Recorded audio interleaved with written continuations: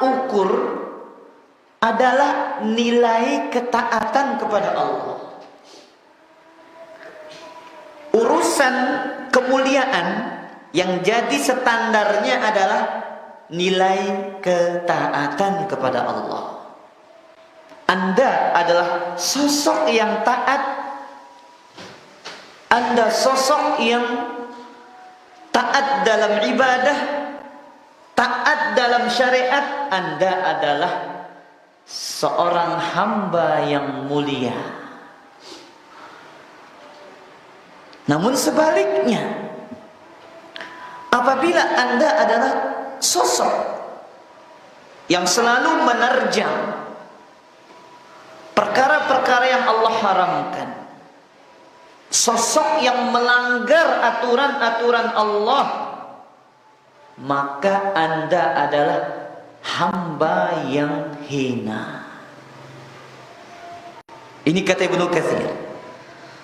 Maka ikhwatal iman azzani Allah wa iyyakum, setelah Allah menjelaskan tentang pola pikir orang kafir, Allah bantah dia. Jangan kita berpikir memiliki pola pikir dengan pola pikirnya orang-orang kafir, selalu menilai kemuliaan dengan harta, menakar, menimbang bahwasanya Allah muliakan kita dengan luasnya rezeki, luasnya harta. Tidak. Rezeki, harta itu bahkan orang-orang kafir, banyak orang-orang yang kaya, Allah lapangkan rezeki mereka, Allah permudah jalan rezeki mereka. Sementara ada hamba-hamba yang taat, hamba-hamba yang saleh, Allah persempit rezeki mereka. Makanya Allah bantah pola pikir ini. Makanya Allah katakan, balla tukrimuna yatim. Bahkan kalian tidak mau memuliakan anak yatim. Baik, para jamaah yang dimuliakan oleh Allah, al-yatim, kata para ulama, man mata anhu abuhu wa huwa saghirun lam yablughil hulma. Anak yatim adalah seorang anak yang ditinggal mati oleh bapaknya dalam keadaan belum balik. Seorang anak yang ditinggal mati oleh bapaknya dalam keadaan belum balik. Apabila anak itu sudah sampai usia balik, maka dia tidak dikatakan yatim lagi. Sebagaimana sabda Nabi sallallahu alaihi wasallam dalam Sunan Nabi Dawud, la yutma ba'dal ihtilal. Tidak ada lagi istilah yatim setelah sampai usia balik.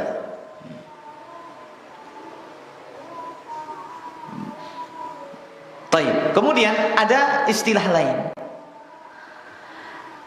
Ada namanya al-aji.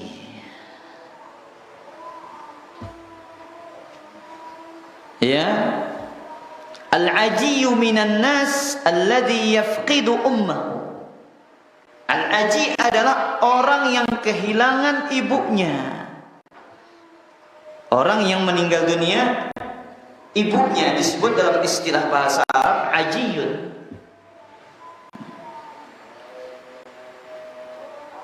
Kalau kita piatu, kalau meninggal bapaknya yatim, kedua-duanya meninggal yatim piatu. Dalam bahasa Arab namanya al-latim. Al-latim, sebagaimana kata salah seorang ulama, Ibnu Barriyun,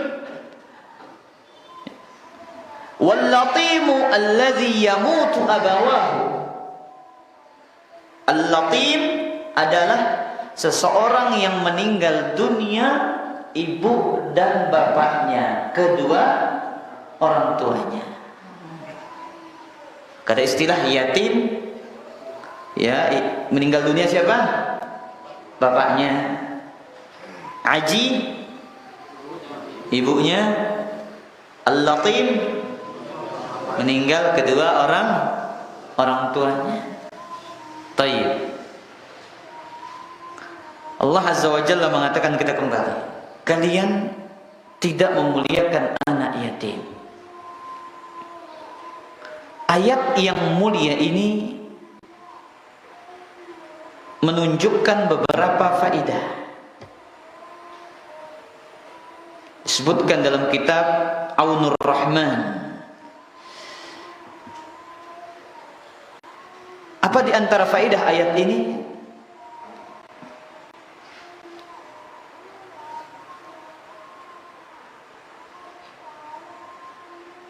Az-zajru wal wa'idu liman la yukrimuna al-yatim.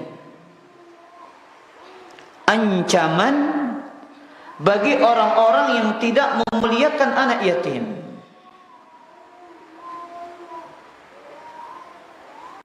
Makanya Nabi alaihi salatu wassalam memberikan ganjaran yang sangat istimewa bagi orang-orang yang menjadi penjamin dan pengurus anak-anak yatim. Kata Nabi sallallahu alaihi wasallam, "Ana wa kafilul yatim."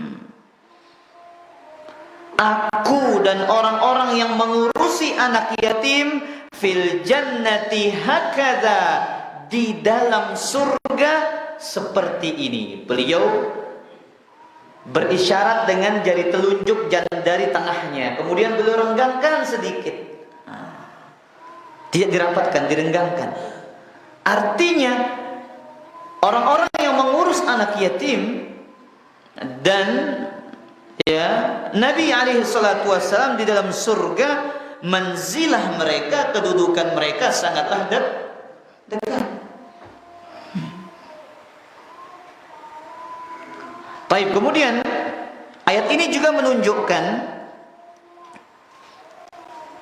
wujubu ikramil yatim wa it'amul miskin wal ihsanu ilaihima wal atfi alaihima. Ayat ini menunjukkan wajibnya memuliakan anak yatim.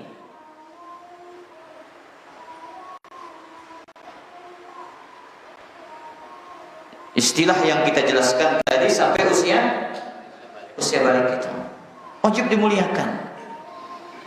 Makanya lihat, ayat ini khusus menyebutkan balla tukrimunal yatim. Kalian tidak mau memuliakan anak yatim. Baik. Kemudian kita lanjut pada ayat yang 18. Wala tahadduna ala ta'amil miskin. Dan kamu tidak saling mengajak untuk memberikan makan kepada orang miskin. Ini juga karakter dan keadaan orang kafir. Ayat ini masih berbicara tentang karakter dan kebiasaannya orang-orang kafir. Berbeda dengan agama Islam. Agama Islam adalah agama yang menjunjung tinggi nilai sosial. Bagaimana si kaya memperhatikan si miskin. Makanya Nabi alaihi salatu wassalam mengatakan kepada orang-orang yang kaya ini, hal tunsaruna wa turzaquna illa bidu'afaikum. Bukankah kalian, wahai orang-orang kaya, ditolong, diberikan rezeki karena sebab orang-orang yang miskin dan lemah di antara kalian.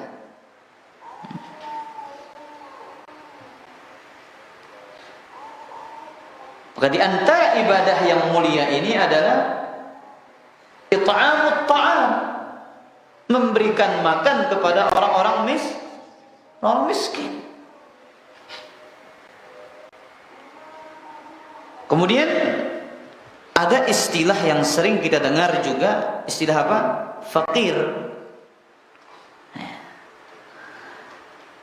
Jadi para jamaah yang dimuliakan oleh Allah, ada 3 pendapat para ulama tentang siapakah orang miskin dan siapakah orang fakir ini.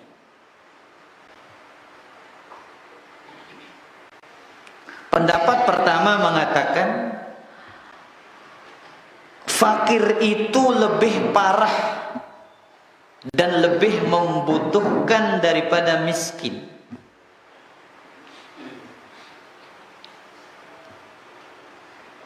Bersasaka pada diri. Hah? Hah?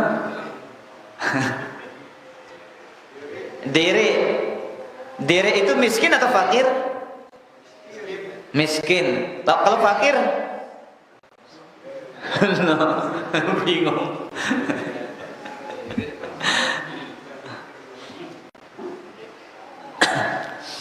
Baik. Yang pertama kita katakan, bagaimana penjelasan para ulama, fakir itu lebih parah dan lebih membutuhkan daripada miskin.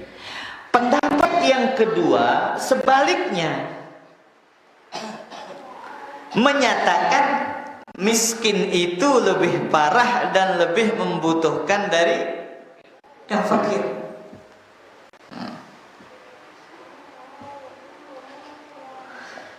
Pendapat yang ketiga mengatakan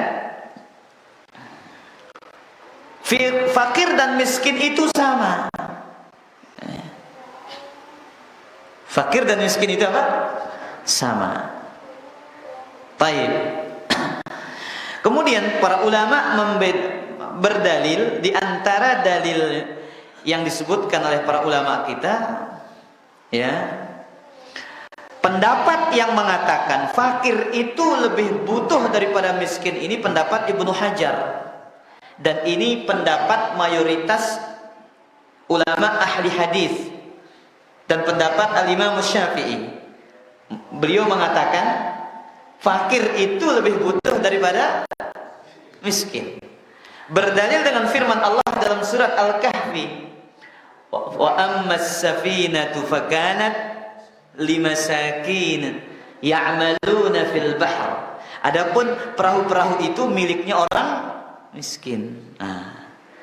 Orang miskin masih punya harta, tapi tidak mencukupi kebutuhannya. Titik persamaannya pada jamaah antara fakir dan miskin ini sama-sama tidak apa?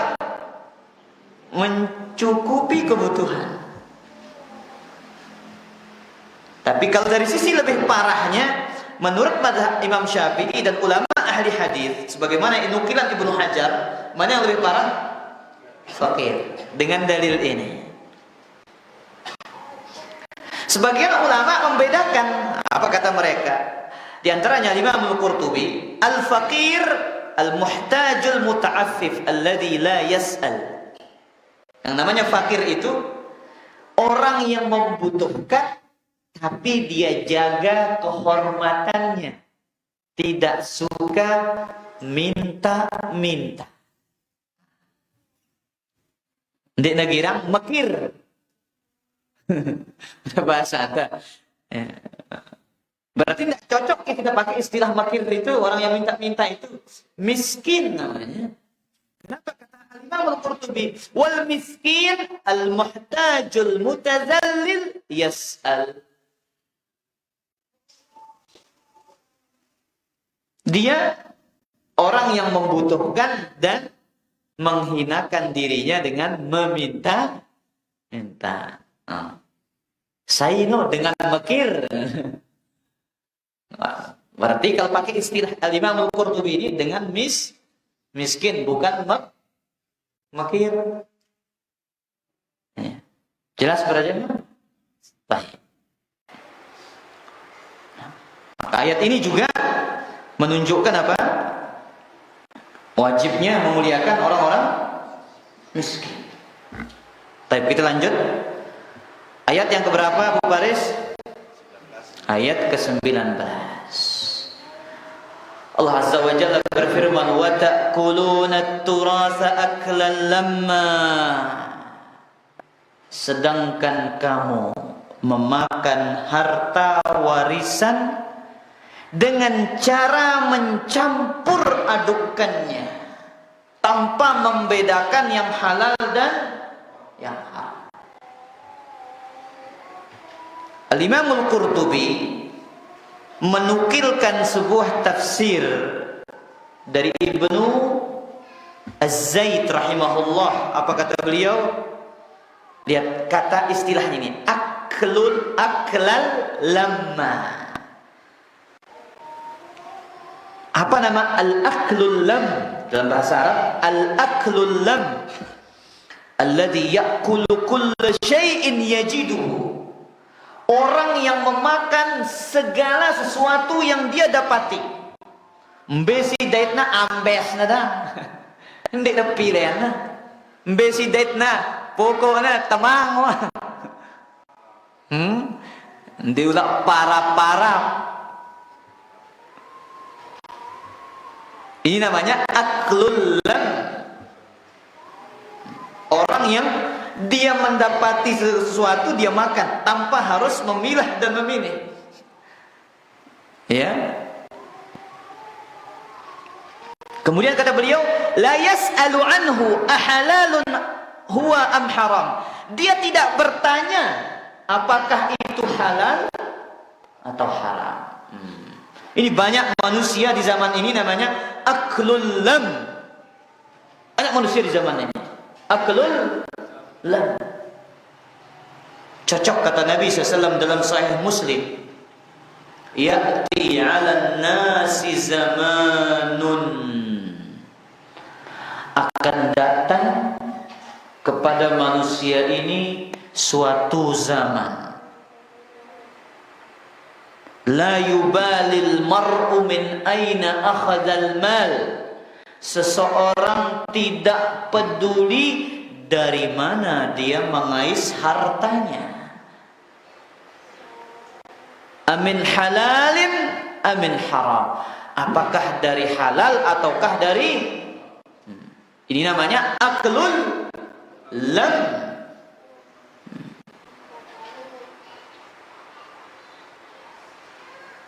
Baik. Maka ikhwatal iman azani Allah wa iyyakum. Ini juga tata caranya orang-orang kafir, keadaan orang kafir. Orang kafir enggak peduli bagaimana cara dia mendapatkan harta. Yang penting berlimpah. Yang penting banyak, yang penting kuantitas bukan kualitas. Bagaimana yang penting dia menggenggam harta yang banyak itu, apapun caranya, apakah haram atau halal. Baik. Kemudian ayat yang ke-20. Wa tuhibbunal mala hubban jamma. Dan kamu mencintai harta dengan kecintaan yang berlebihan. Dan ini realita para jamaah yang dimuliakan oleh Allah Azza wa Jalla.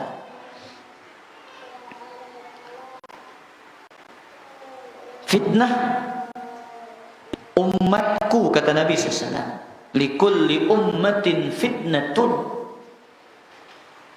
Setiap umat itu ada ujian tersendirinya.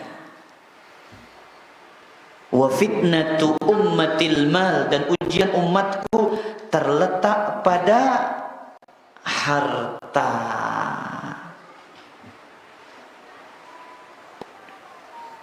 Sehingga manusia berlomba-lomba menjual agama demi harta.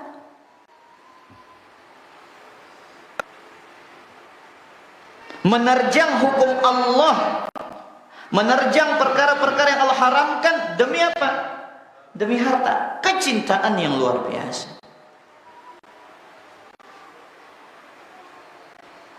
Allah tidak pernah mencela harta, tapi yang tercela adalah bagaimana manusia itu mendapatkannya dan cara membelanjakannya yang salah.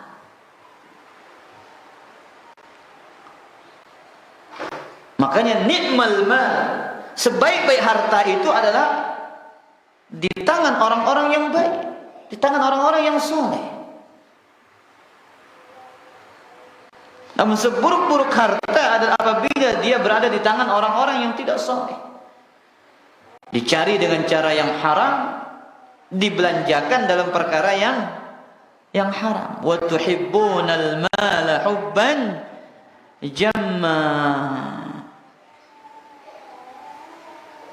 Berapa banyak harta kita? Pira luwih hartanta para jamaah? Ama salwa, pira luwih hartanta? Abu Mikdad, berapa banyak harta kita? Hah? Bingung. Para jemaah, berapa banyak harta kita? Pak Haji Yogi, masa nggak tahu hartanya ini?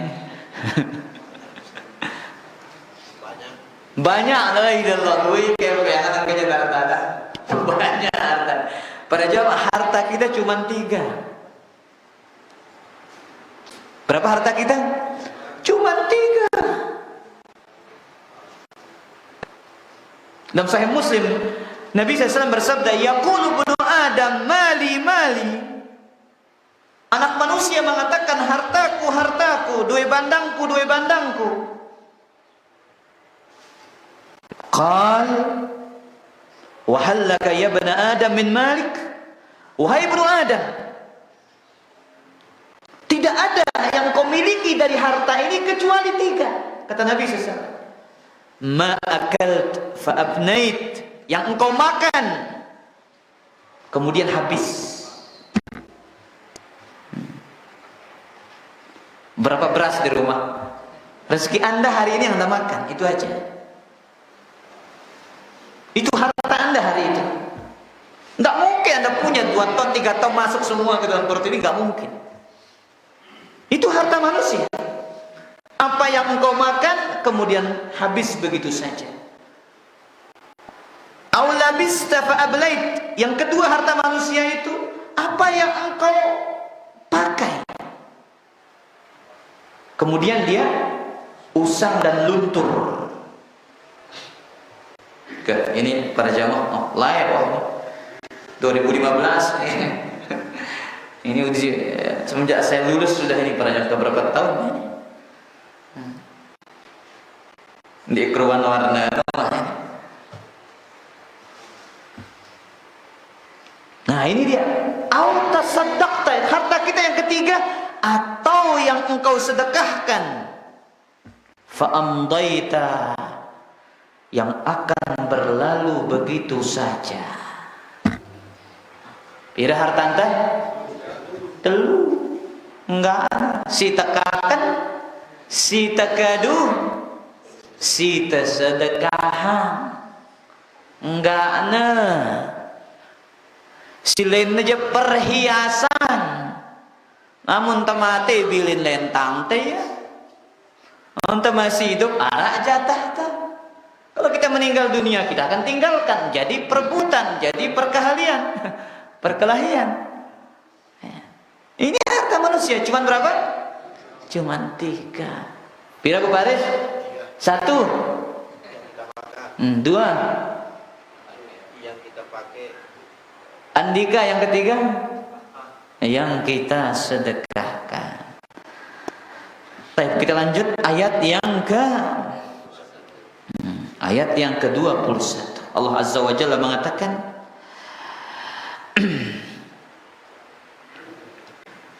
kalla idza dukkatil ardu dakkan dakka. Kemudian Allah berpindah setelah berbicara tentang karakternya orang-orang kafir.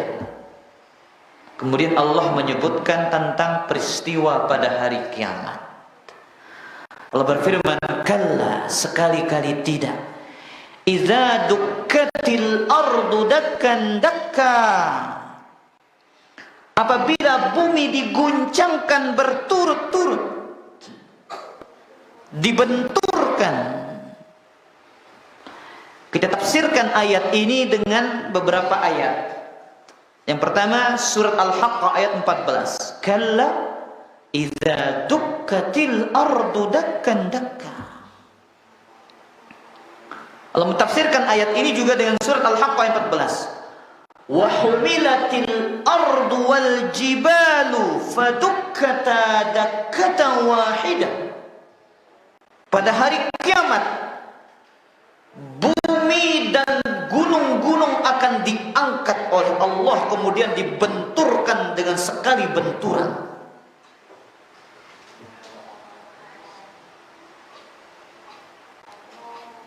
Jadi ayat ini iman menunjukkan bumi ini akan dihancurkan, gunung-gunungnya akan diratakan, bangunan-bangunannya akan diratakan.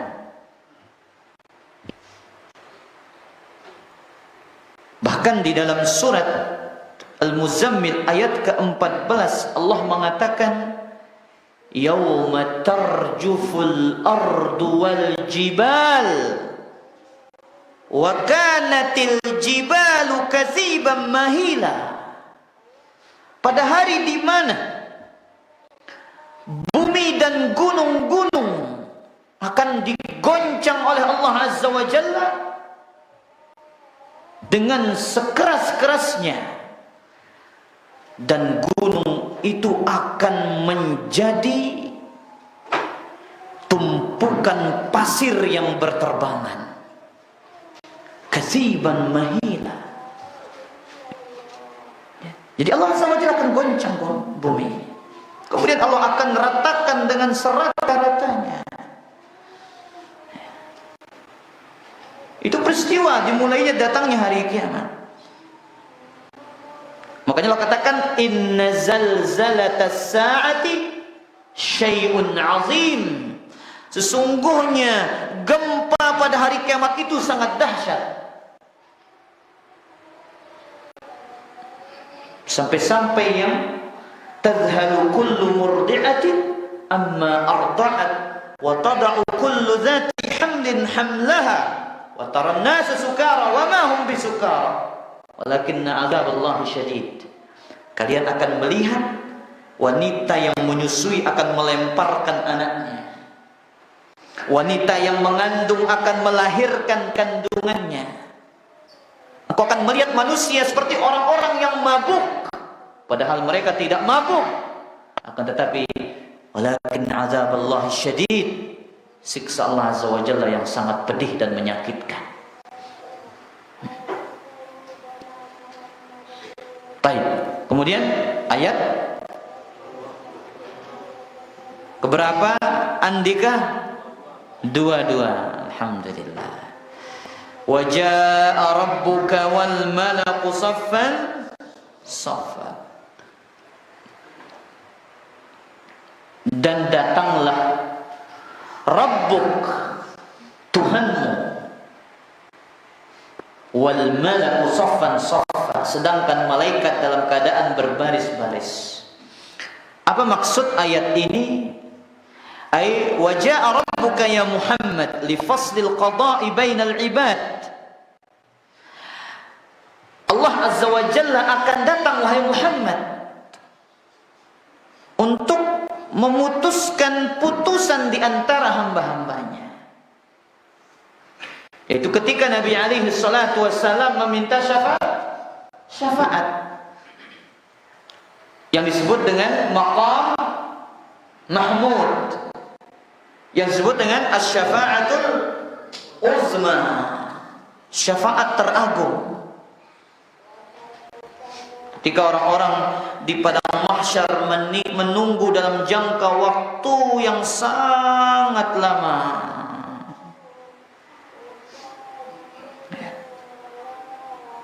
di situ orang berharap segera datangnya apa? Al-hisab. Kemudian tidak ada satupun dari Nabi yang sanggup melakukannya kecuali siapa? Rasul sallallahu alaihi wasallam. Kemudian Allah datang. Nah ini dia. Lifaslul qada, untuk memberikan keputusan, untuk menghisab hamba-hambanya. Baik. Kemudian di sini juga Allah menyebutkan tentang sifatnya malaikat. Ya.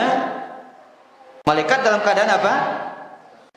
Ya, bersaf, berbaris. Makanya Nabi SAW mengatakan kepada para sahabatnya, "Ala tasuffuna kama tasufful malaikatu 'inda rabbiha?" Tidakkah kalian berbaris, bersaf dengan lurus sebagaimana berbarisnya malaikat di hadapan Allah Subhanahu wa taala? Ya, jadi kita nih salat ini diperintahkan oleh Nabi untuk berbaris dengan apa? Dengan lurus, dengan rapat. Sebagaimana bersafnya para malaikat. Ini macam para jamaah. Jarak sejengkal dah. Arab penjulu, Arab pemudi. La ilaha illallah. Padahal kita disuruh berbaris, bersaf sebagaimana apa? Berbarisnya malaikat di sisi Allah Azza wa Jalla. Baik. Kemudian Allah mengatakan, waji'a yawma idzin bi jahannam. Yawma idzi yatadhakkarul insan wa anna lahu dzikra. Ayat ini menyebutkan dua sisi.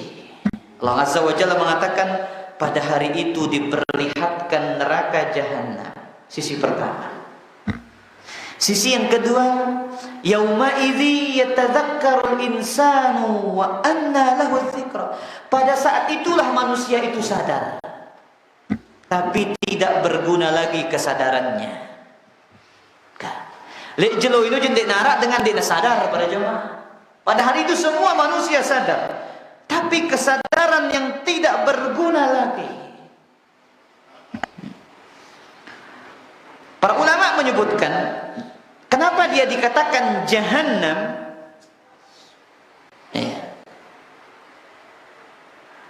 Sebutkan lidzulmatiha.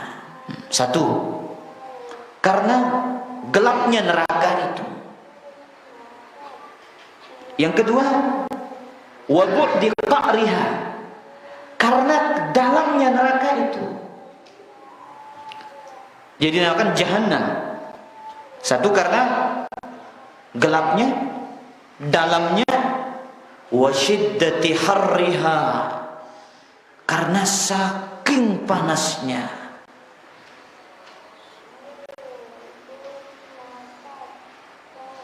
Nabi sallallahu alaihi wasallam bersabda dalam hadis yang diriwayatkan oleh Abdullah bin Mas'ud. Hadis ini riwayat Imam Muslim dan Imam Tirmidzi. Setelah hari perhitungan, hari penimbangan amalan, didatangkan neraka jahannam. Kata Nabi SAW, yu'ta bi jahannam yauma'idz. Pada hari itu akan diperlihatkan neraka jahannam. Laha sab'una alfi zimam. Dia memiliki 70 tali kekang. Pira? 70.000. Ma'a kulli zimamin sab'una alfi malakin yajurrunaha. Setiap satu tali kekang itu ditarik oleh 70.000 malaikat. Berarti 70.000 kali 70.000 berapa? 4 miliar 900 juta. Itu jumlah malaikat yang menarik neraka jahanam. Maka tidak ada yang mengetahui besarnya neraka jahanam kecuali Allah Azza wa Jalla. Makanya disebutkan dalam surat Qaf, saking besarnya, yauma naqulu li jahannam halim tala'ti wa taqulu hal min mazid. Ingatlah pada hari kami bertanya kepada neraka jahanam, kata Allah, apakah kamu sudah penuh? Sabol ke wah. Angkat Allah berkatakan, apa jawabannya? Hal min mazid. Masih kedua perombo ini. Akan datang molah-molah di dunia ini para jamaah. Jahannam no metai takanya ini be perombo no. Ya. Apakah ada tambahan?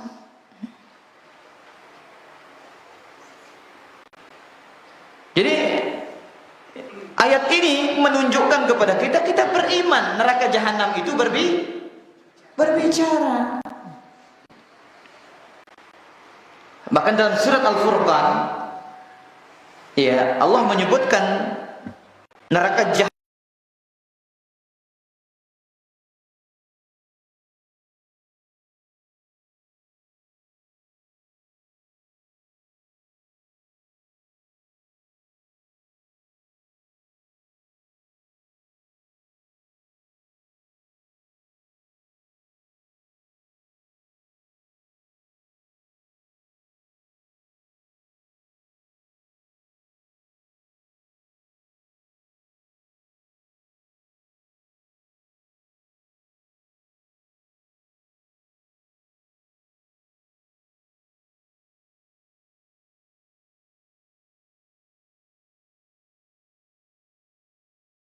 marah.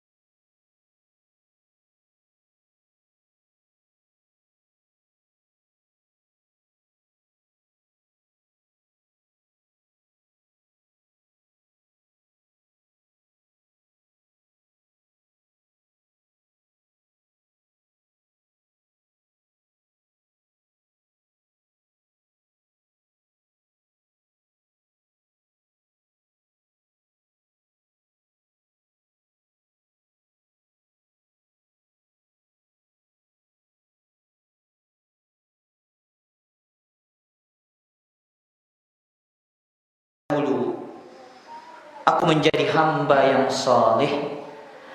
Duhai sekiranya dahulu aku melakukan kebaikan untuk hidupku yang kekal ini.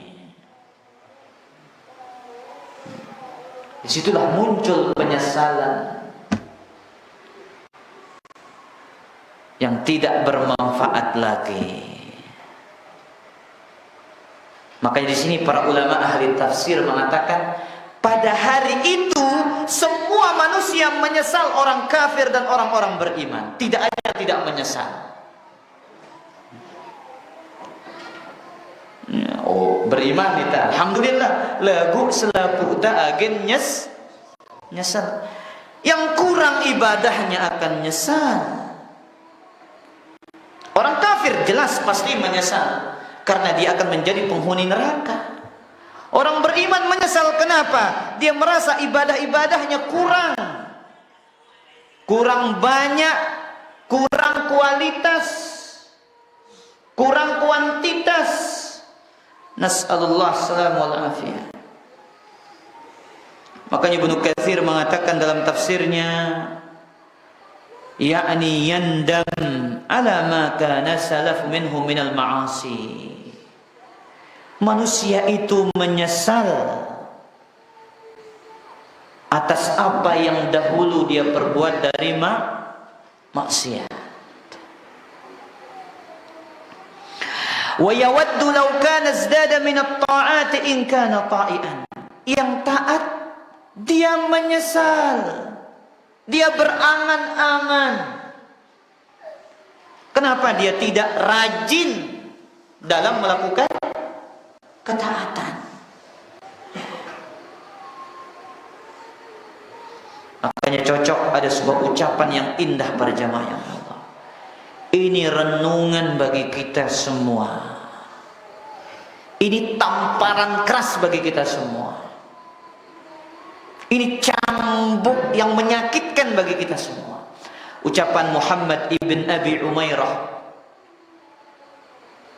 Apa kata beliau? Ini disebutkan oleh Imam Ahmad dalam musnadnya. Lawna abdan kharra ala wajhihi min yaumi wulid ila an yamuta haraman fi ta'atillah lahaqqarahu dhalika al-yawm. Subhanallah. Jika seorang hamba tersungkur di atas wajahnya semenjak dia lahir sampai dia mati, jika seorang hamba tersungkur wajahnya semenjak dia lahir sampai dia mati, dihabiskan umurnya untuk melakukan ketaatan kepada Allah, niscaya dia akan meremehkannya pada hari kiamat. Wala wadda annahu rudda ila dunya, dia berangan-angan untuk dikembalikan ke kehidupan dunia. Sekarang umur kita berapa?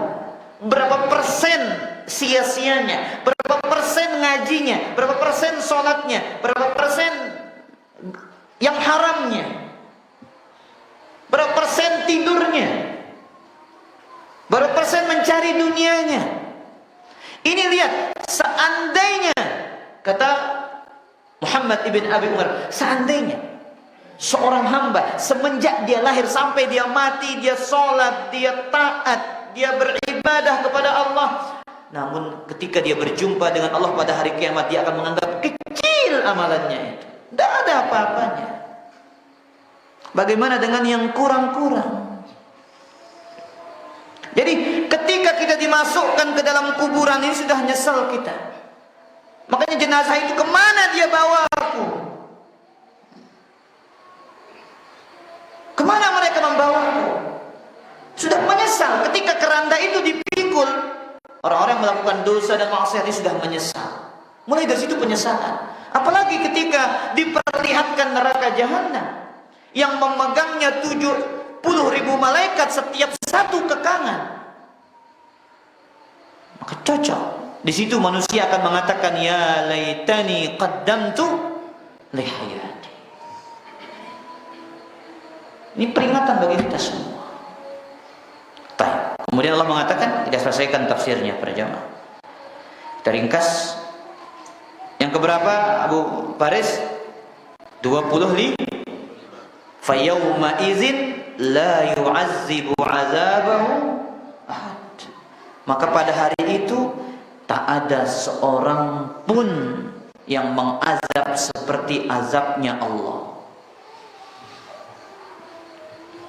Azab Allah sangat pedih.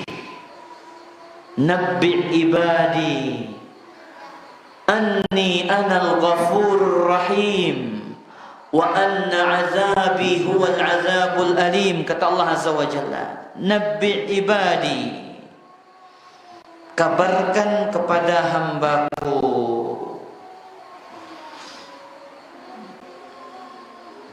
Sebutkan, kalau tidak salah, surat Al-Hijr ini, tapi ayatnya saya lupa, antara 49 atau 50. Nabbi ibadi,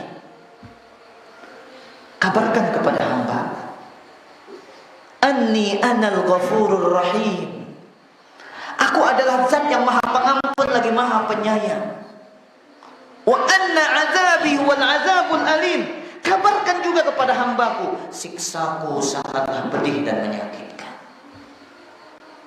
La yu'adzibu azabahu ahad, tidak ada seorang pun yang mengadab seperti adabnya Allah. Siksa dunia nggak ada bandingnya. Cobaan pahitnya dunia tak ada bandingnya dengan siksaan Allah pada hari kiamat. Makanya dalam hadis yang sering antum dengar, yu'ta bi an'ami ahli dunya, akan didatangkan orang yang paling kaya, paling mewah, paling top hidupnya di dunia. Fayusbagu finnari sabghatan, kemudian dicelupkan di dalam neraka satu kali celupan. Kemudian ditanya, apakah engkau pernah merasakan satu kenikmatan? La ya Rabb. Dia bilang, aku tidak pernah merasakan satu kenikmatan sedikit pun. Padahal manusia paling subi, paling mewah, paling bahagia, satu kali celupan dia nggak pernah merasakan. Gara-gara dicelupin satu kali. Wa yu'ta bi aba'asi ahli dunya, kemudian didatangkan manusia yang paling sengsara, paling derek, paling sengsara, paling luwih ujian, paling susah, paling fayusbaqu fil jannati sabgha, dicelupkan ke dalam surga satu kali celupan. Ditanya, apakah engkau pernah merasakan kesengsaraan di dunia, kesusahan di dunia? Demi Allah, aku tak pernah merasakan satu kesusahan sedikit pun. Lihat, subhanallah. Kemudian ayat ke wala yusiku wasaqahu ahad, tak ada seorang pun yang mengikat dengan belenggu-belenggu di neraka jahanam seperti ikatan-ikatannya. Artinya bagaimana? Sebutkan dalam kitab-kitab tafsir, tidak ada yang menyiksa orang-orang kafir seperti dahsyatnya siksaan Allah Subhanahu wa taala. Makanya Allah katakan khudhuhu fagulluh, ambil dan belenggulah dia. Jadi orang kafir ini akan dibelenggu. Khudhuhu, ambil dan belenggu. Tsummal jahim salluh, kemudian masukkan dia ke dalam neraka jahim. Makanya agar Allah menyiksa orang-orang kafir dengan puas, Allah akan perbesar posturnya, giginya seperti besar gunung Uhud.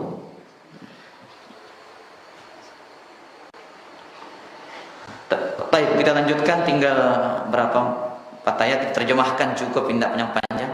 Ya ayyatuhan nafsul mutmainnah, irji'i ila rabbiki radiyatan mardiyah. Azan begitu kan?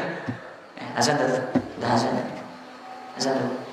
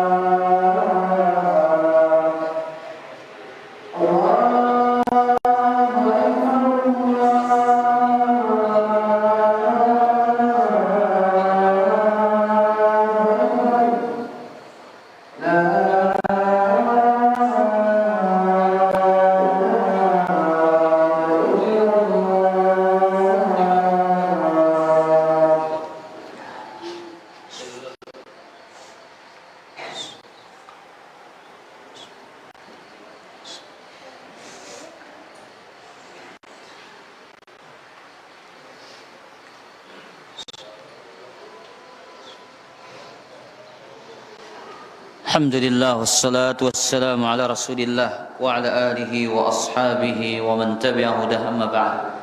Silakan Anda bertanya. Abu Faris. Tiga Ustaz. Ada telu kajian. Yang pertama ucapan Nabi Rasulullah sallallahu alaihi wasallam. Perhatikan amal itu diterima daripada amalan itu yang pertama. Dan yang kedua dinarak lain yang Ustaz sok mengangkat umur sok bersujud Allahumma inni as'alukal jannah wa a'udzubika minan nar. Ini yang kedua, Ustaz. Apakah kita mendapatkannya besok? Dan yang ketiga, hadis tentang lapar ini Ustaz, yang tentang kenyang ini, apakah dia yang paling menyesal besok pada hari kiamat, yang paling kenyang? Apakah kenyang ini apakah masalah makan aja atau harta atau tahta atau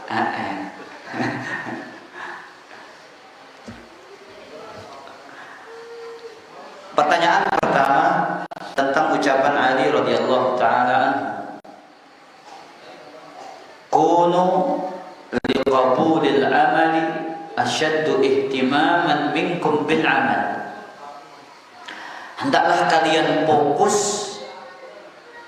hendaklah perhatian kalian lebih besar untuk diterimanya amalan daripada amalan itu sendiri.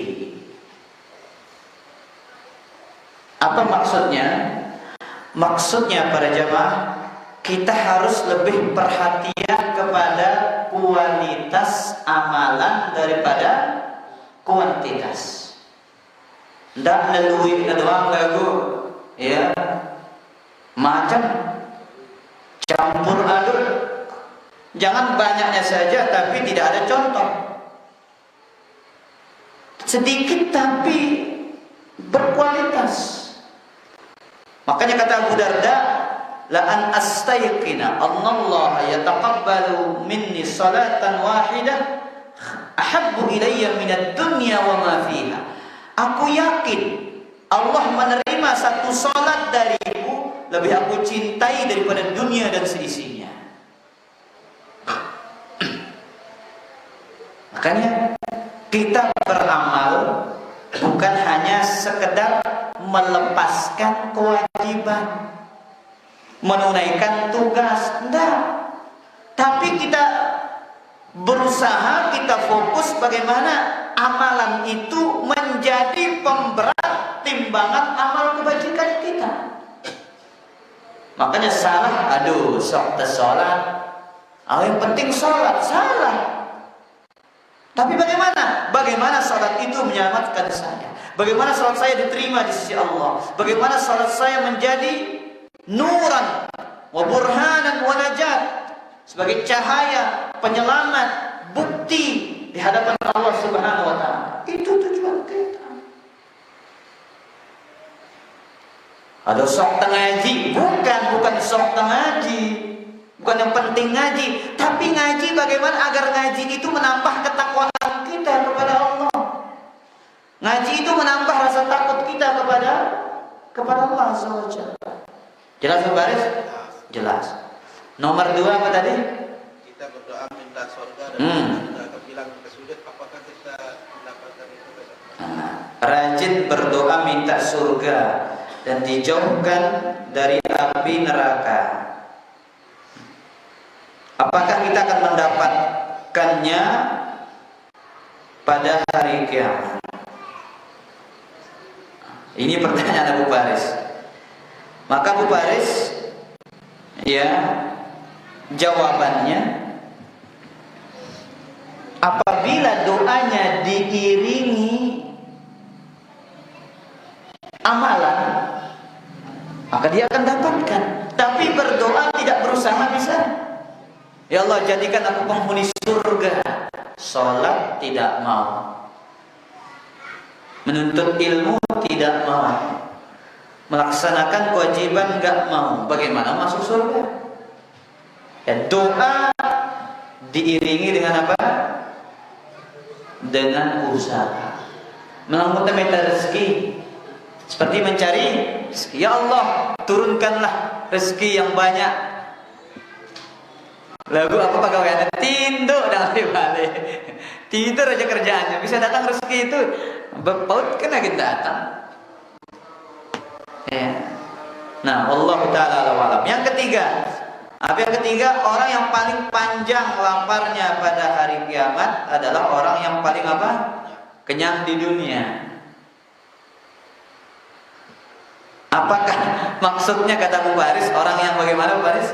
Yang makan aja ke atau yang lain berkata atau tahta ke atau jabatan ke. Jadi hadis ini riwayat Ibnu Majah.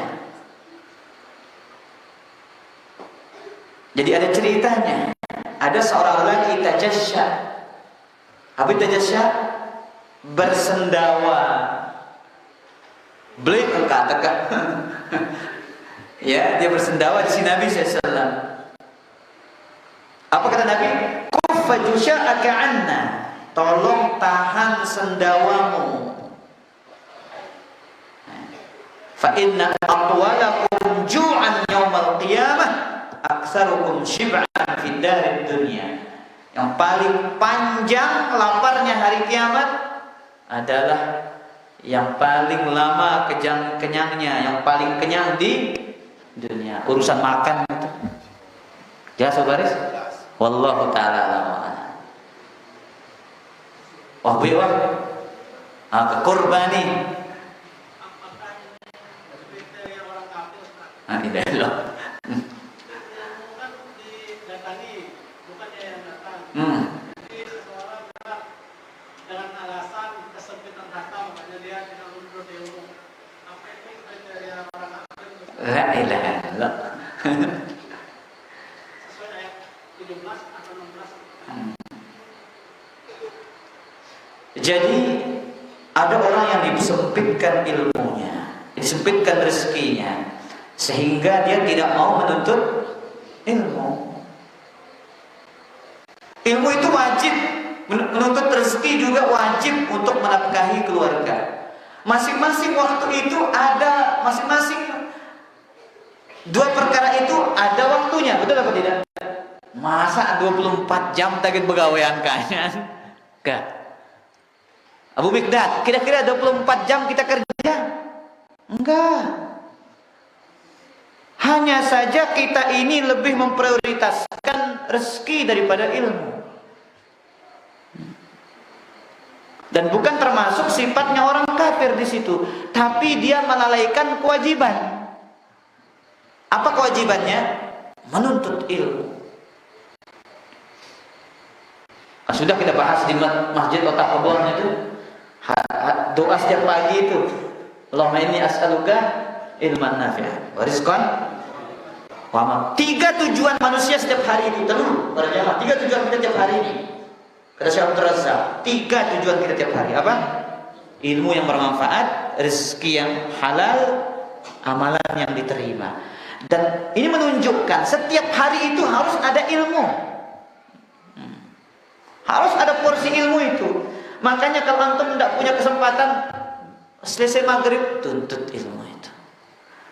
Pagi, masa kita kalah sama burung? Burung gak ada pekerjaannya, pagi sampai sore cukup sudah.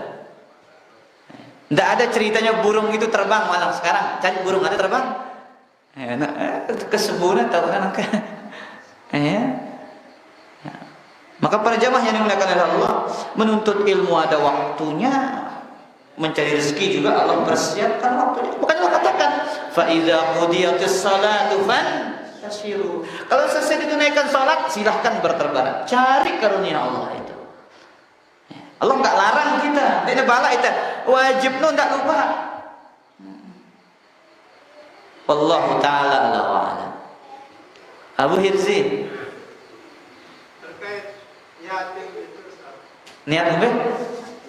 Yatim. Yatim kan. Jadi barang siapa yang mengurus anak yatim akan bersama Rasulullah.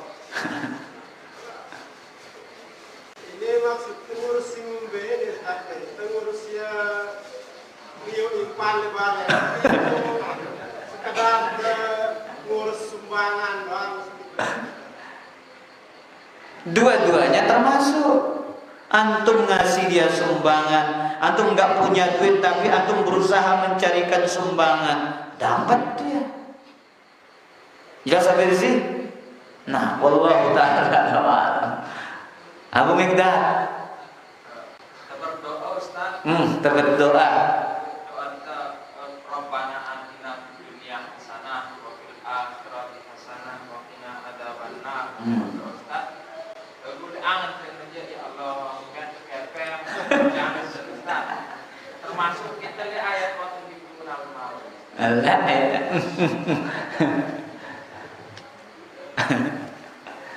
Jadi ini bagus pertanyaan. Ada orang berdoa, kita berdoa katanya. Dia bertanya tentang dirinya.